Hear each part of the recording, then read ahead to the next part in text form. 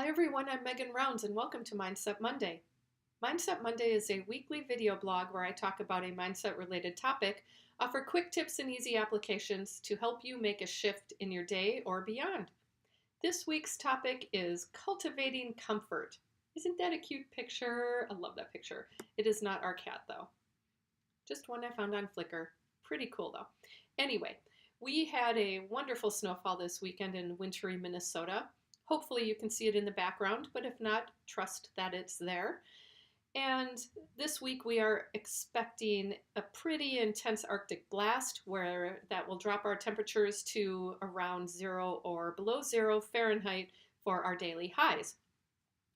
Weather like this tends to bring out a strong desire for warmth as a form of comfort for me. I have my blended wool socks on, I have my fuzzy faux shawl, I have my nice hot cup of tea, and one of my favorite mugs that my friend Laura gave to me. Thank you, Laura. The reason I'm bringing this up is because that is one form of comfort, but it isn't the kind of comfort that I necessarily need when I'm experiencing emotions that tend to bring me down.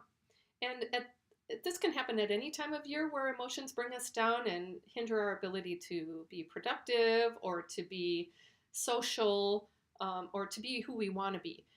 But at this time of year, in particular, with the holiday seasons, even if you don't celebrate these seasons, we are bombarded with a sense of connection and togetherness and community.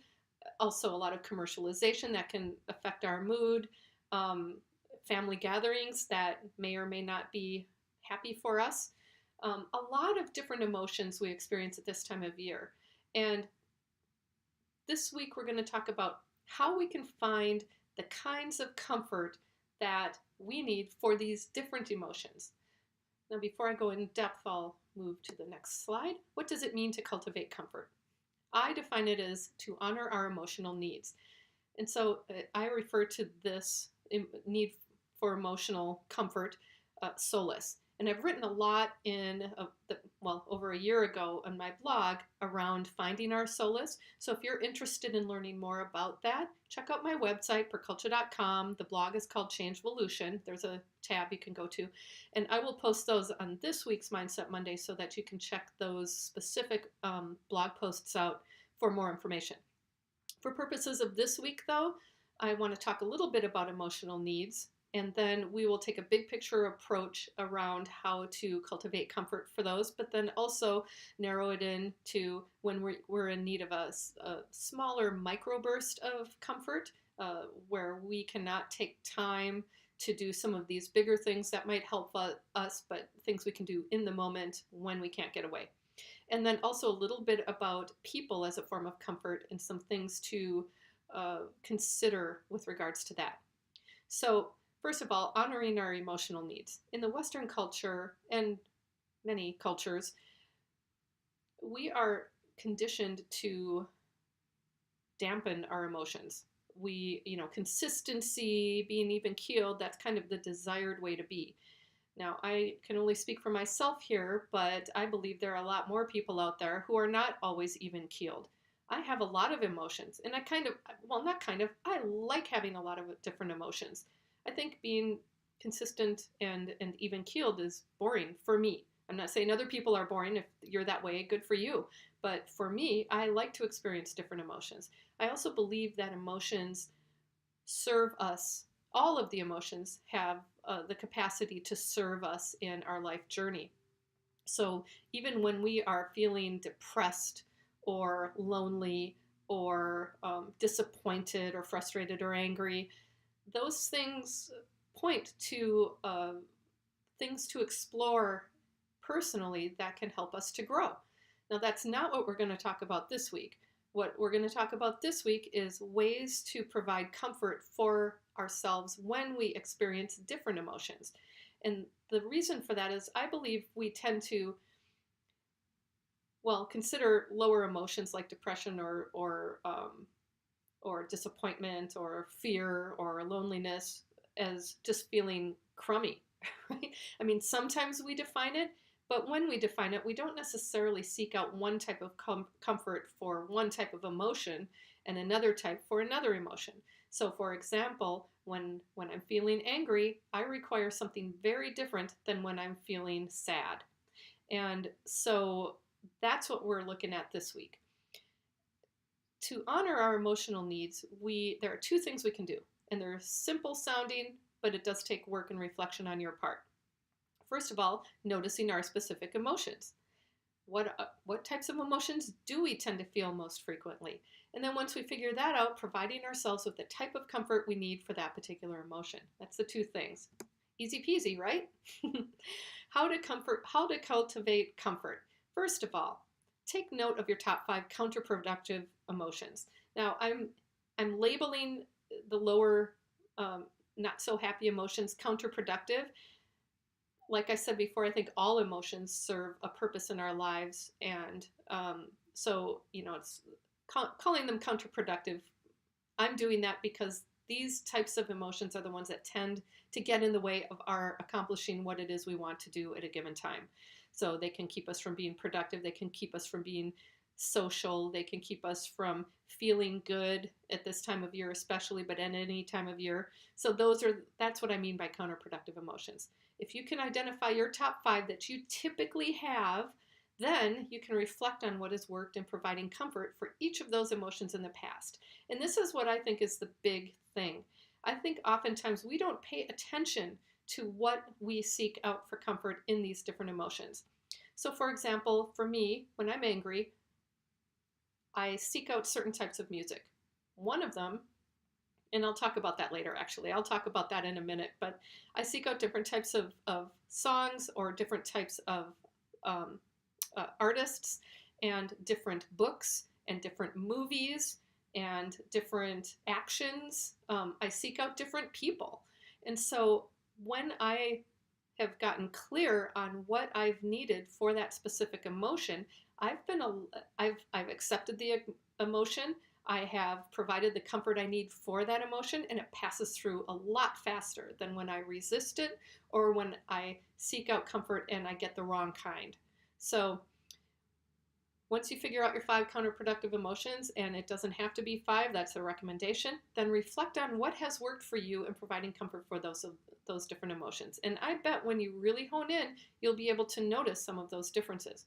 And then write those things down in a place that you can easily access later on, especially when you need them. It's hard sometimes to remember what we really need in a given situation when we're in it. So writing these things down now can help you even in a week or two when you're at a nice big family gathering and someone triggers something and you go into a slump.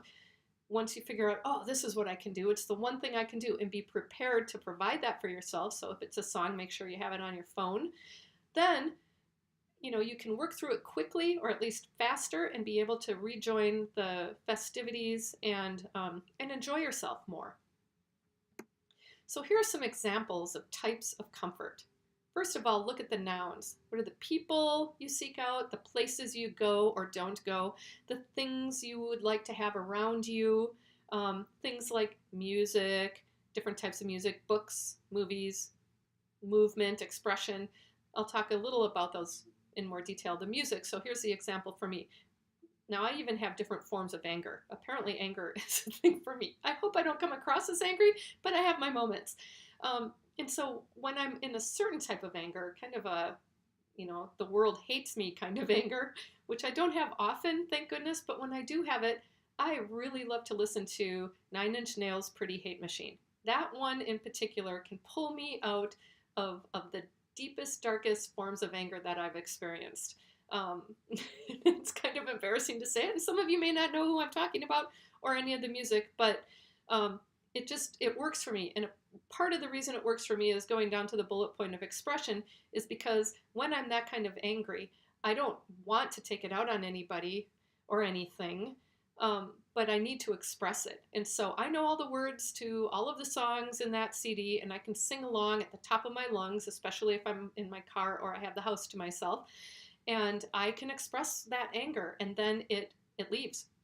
Now, another type of anger I have is with specific people. Sometimes Fiona Apple really works for me. She's so articulate. She says exactly what I mean sometimes, when I'm in that particular mood, and I can sing it. This is all music where I know the words. I can sing it, I can express it, and I move on. Other times when I'm feeling melancholy or nostalgic, and nostalgia can be a good thing, but sometimes for me it isn't, because I yearn for days gone by. Then I listen to music like bossa nova from the 60s. I do not know why that works for me. I don't know the words to the songs. It's the groove. It's the, it's the rhythm that gets me. And so it pulls me out very quickly when I listen to that, and I end up being in a much better mood. For me, music is a big deal. And one of the really cool things you can do is this thing called entrainment, where you start with a couple of songs that meet you where you're at in your mood, and then slowly but surely move the songs into more optimistic or positive theme, and I do it over the course of a CD, and I'll listen to that in my car, and it starts pretty angry and aggressive, and it ends very lighthearted, and by the time I'm at my destination, provided it's more than 10 minutes away, I'm usually in a pretty good mood, even when I started out grouchy. So that's music. Books, same thing. Sometimes I'm seeking information, other times I want to escape. And so, certain emotions I go into my very obscure nonfiction, uh, historical, metaphysical books. And other times I'm looking up online productivity methods. So, it all depends on the mood and what I am trying to accomplish to comfort myself. And so movies as well. Sometimes I like disaster movies, and that really helps me. I've wondered for ages why I love these movies. Um, it's not about the disaster; it's about the resiliency and survival ability of people. It reinforces my belief in humanity a lot of the times, and it also helps me to remember that my life is not nearly as bad as it would be if I were in a natural disaster, which I have been in the past, and I kind of already knew that, but this is a great these movies are a great reminder. And other times I want to escape to Tuscany or, France, or but not really. I just want to go there in my mind. So those movies really help me there. Movement. Sometimes I just want to take a walk in nature. Actually, sometimes I do not want to take a walk in nature, which is oftentimes a sign that I really need to. And then other times it's dancing that makes me happy. And so I just turn on the music and do some dancing. Nothing in particular, just free form, but it usually makes me smile. Uh, the other thing about movement is sometimes if you're in a highly chaotic environment and you're feeling overwhelmed, stopping movement could be your form of comfort. Just finding a place to hide away for a couple of minutes or for a couple of hours can really be helpful for you in that moment, and recognizing that. Expression is the other thing. Like I said, for me, singing really helps. So does journaling. When I'm really upset or when I'm challenged with a problem that I just cannot work through, I will write, and I'll keep writing until I reach resolution. If I have to take a break in between, I will, but I'll come back to it because I know it's going to clear my head and make me feel better. And so this last one, mise en scène, it you may hear about it in cooking shows. It started out when it comes to movies, and it's everything in its place. And so sometimes just organizing your desk and making it so it feels just right can be a form of comfort. Having things that bring you comfort in your environment can also be helpful. I have a lava lamp. Yes, it's true. I also have a salt lamp, and I have a bunch of color, and I have a bunch of quirky things in my office because those are the things that bring me joy. And remembering those things when I am in a need of comfort and even playing with them uh, helps sometimes to pull me out of a lower emotion. Okay, so quickly about cultivating micro comfort bursts. This is when you can't go and listen to music, or you're right in the moment and you need a break now, but just for a short time. First of all, recognizing that you need it and then honoring your needs is really important. Sometimes we deny our needs in these times. I can't leave right now. Well, you can, usually. I mean, I guess if you're in a moving car, you don't want to get out. But what can you do? Well, you could breathe. Focus on your breathing. I say this time and time again because it's really important. We forget to breathe when we are in distress or when we're in a highly intense emotional state. So if you can just start breathing, that's great if you can't leave. But if you can step away from the situation, even just for a couple of minutes, if you can go to the water fountain or to the restroom and just take a breather, that's helpful too. Take a short walk. If you can get outside, even better, because fresh air, usually we breathe more when we're in fresh air. I don't know if that's all the time, but for me, when I go outside, I breathe in the fresh air because I like the way it smells. Also, invoke your senses. Notice the things around you. Um, just look at each different object in your space. That's one way. Another is to notice your fingers or rub them together. That brings you back to center. Or thinking about each finger or different parts of your body, which I just learned this past week is a really great way to bring yourself to presence.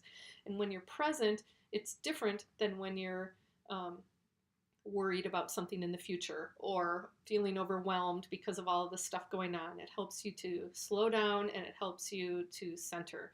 Shifting your attention from whatever it is that's aggravating you is a really great way to create a microburst in with comfort.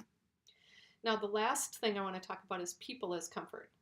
Oftentimes we seek out people to help us feel better.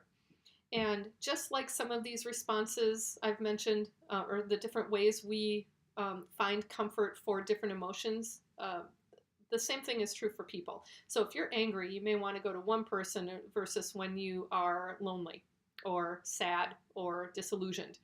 And the reason I'm saying this is because when, at least my experiences, is when I've gone to different people for different situations, sometimes they serve my needs and other times they don't. And that sounds kind of weird, serve my needs, but really we're seeking out comfort when we are calling our friends saying, do you believe what just happened to me? Or I'm so sad, or I'm crying because of this, I feel rejected, or whatever. If you're not able to, if the person isn't able to provide you with the kind of comfort you need, then it could actually make it worse. And so paying really close attention to the people you seek out is just as important as paying attention to the other types of comfort you seek out. So get clear on what you need to feel better.